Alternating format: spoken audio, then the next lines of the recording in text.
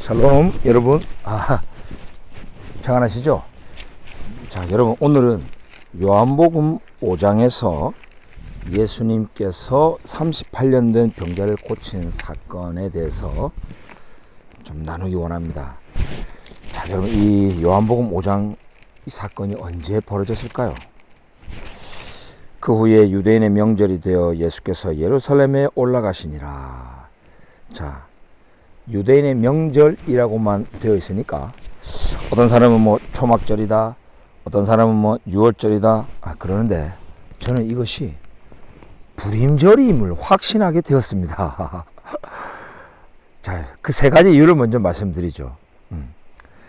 1번, 이 예수님의 이 치유 사건이 벌어진 시점이 딱 불임절과 유월절 딱 그 사이에 벌어진 거예요.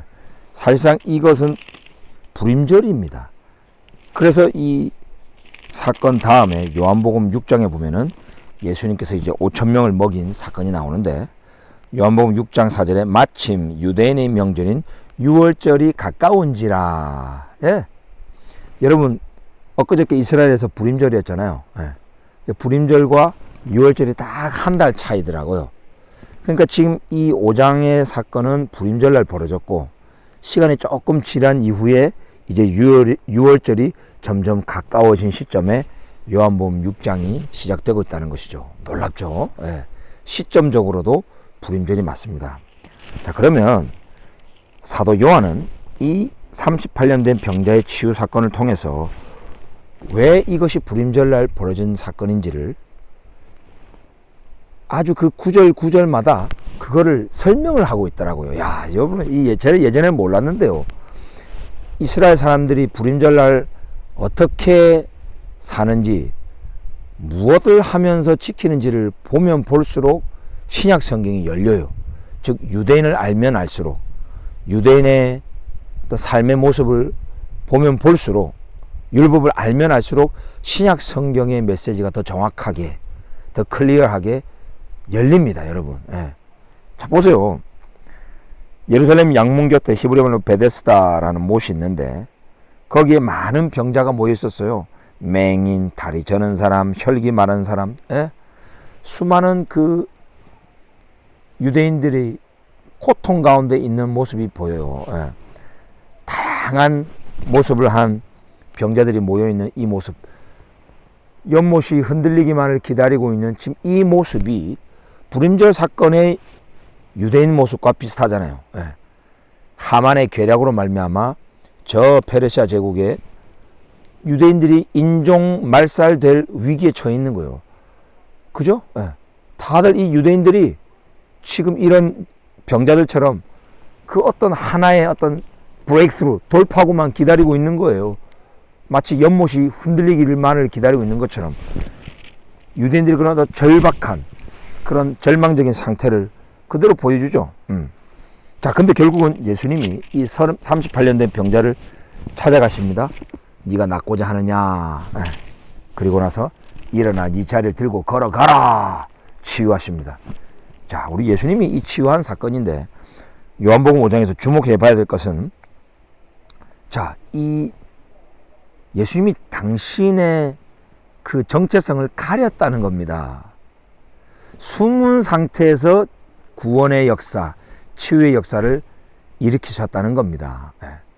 에스더서도 보면은 하나님이라는 단어가 안 나와요. 하나님이 숨어서 일하셨어요. 그것을 우리는 하나님의 섭니다, 이렇게 말하죠. 하나님이 보이지 않는 손으로 모든 것을 다 협력해가지고 유대인을 구원한 사건이 불임절 사건이야. 이 요한복음 5장에서 보세요. 이 병자를 향하여 예수님께서 이 자리를 들고 이제 일어나 걸어가라 했습니다. 그래서 이 병자가 들고 걸어가니까 유대인들이, 야, 너 안식일날 이 하지 말아야 될 일을 하고 있네. 우리 규례를 어겼다. 이러니까 그 너한테 자리를 들고 걸어가라 한 사람이 누구냐? 그랬더니 이 치유받은 병자가 모른다. 예수님이 그냥 피해버렸다는 거예요. 고침을 받은 사람은 그가 누구인지 알지 못하니 이는 거기 사람이 많으므로 예수께서 이미 피하셨습니다. 여러분, 이게 중요합니다. 사도 요한이 지금 이 구절을 탁 집어넣은 거예요. 예수님이 몰래 보이지 않는 손으로 치유하시고 싹 빠졌다는 겁니다. 불임절에도 하나님이 다 몰래 역사하시고 구원하신 거죠. 하나님이라는 단어 자체도 안 나와요, 에스더서에. 그래서 불임절날 이스라엘 사람들은 자신의 정체성을 가리기 위해서 마스크를 쓴대요. 이런 싹 가리시고 기적을 베푸신 하나님을 기념하기 위하여 마스크를 쓰고 다닙니다. 그리고 분장을 합니다. 다른 사람인 척 하는 거죠.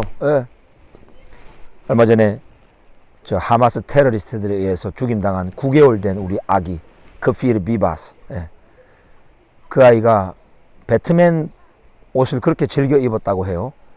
그래서 이번에 이스라엘 사람들이 이 아이를 애도하기 위해서 배트맨 복장을 많이 입었다고 합니다. 다른 사람인 척 하는 거죠. 이 불임절 때 우리 유대인들은 정말 유대인이 아닌 척하고 살았어요. 근데 다 드러나 버린 거죠. 하만도 유대인을 죽이려고 하는 증오로 가득 찬 아말렉 출신인데 아닌 척 했죠. 그냥 평범한 정부 관료인 척 했죠. 근데 결국은 다 드러났죠. 이런 모든 불임절 사건을 기념하기 위해서 이스라엘 사람들이 복장을 갈아입고 드레스업하고 마스크를 가린다는 거죠. 여러분, 이게 바로 이 요한복음 5장에 나오는 사건이죠. 우리 예수님이 싹 알지 못하게 가린 상태에서 치유를 하셨습니다. 그러니 유대인들이 막 이제 또 박해를 했습니다. 안식일을 어겼다. 예수는 안식일을 어겼다. 그래서 여러분 보세요. 에스더도 왕이 먼저 불러야 나가야 됩니다. 왕으로서. 그거는 그 베르시아 왕국의 규례를 어기는 거예요. 그 법을 어기는 거예요. 자, 근데 에스더서에서 유명한 말이 나오죠. 에스더서의 말. 규례를 어기고 왕에게 나아가리니 죽으면 죽으리다. 에스더 4장 16절. 규례를 어기고 죽으면 죽으리다. 유대인의 구원과 치유를 위해서는 내가 나아가리라. 우리 예수님의 모습이죠. 우리 예수님이 그 유대인의 그 율법, 토라를 어기신 거 아니에요. 여러분, 율법 자체도 생명을 구원하고 치유하기 위해서는 그 조금 그 육신의 노동 같은 거 해도 된다는 거예요. 그게 율법이 말하는 거예요. 그러나 당시 유대인들이 많은 그런 전통과 인본주의적 그 규례들이 많이 들어왔기 때문에 예수님을 많이 비난한 거죠. 여기 에스더서에서 그 규례라는 말도 토라, 율법이 아니고 그냥 다트, 그냥 규례예요, 규례. 인간이 만들어 놓은 규례 같은 거죠. 여러분, 예수님이 안식일을 어긴 게 아니고 안식일의 진정한 그 의미를 아시고 하나님의 마음을 알아서 이 병자가 온몸이 실제로 안식할 수 있도록, 그 공고한 영혼이 안식할 수 있도록 그 길을 열어주셨다는 거예요. 그러니까 이 불임절의 사건과 이 사건이 너무나 많이 매치가 되죠. 아버지께서 일하시니, 내 아버지께서 이제까지 일하시니 나도 일한다. 하나님이 보이지 않는 것 같지만 여전히 일하고 계시다. 그래서 내가 일한다. 완전히 불임절의 메시지죠. 유대인들이 인종 말살 위기에 처했을 때 하나님 도대체 어디 계십니까? 일하고 계신 거 맞습니까? 이런데 하나님이 여전히 일하고 있었어요. 아하수에르 왕의 첫 번째 부인을 갑자기 욱하게 만들어가지고 페미니즘을 확 부어주셔가지고 아니 내가 무슨 뭐 기쁨조냐? 왜 나를 오라 마라 하냐? 그 술자리에서 내가 뭐 춤이라도 춰야 되냐? 안 가! 딱 해버리니까 그죠?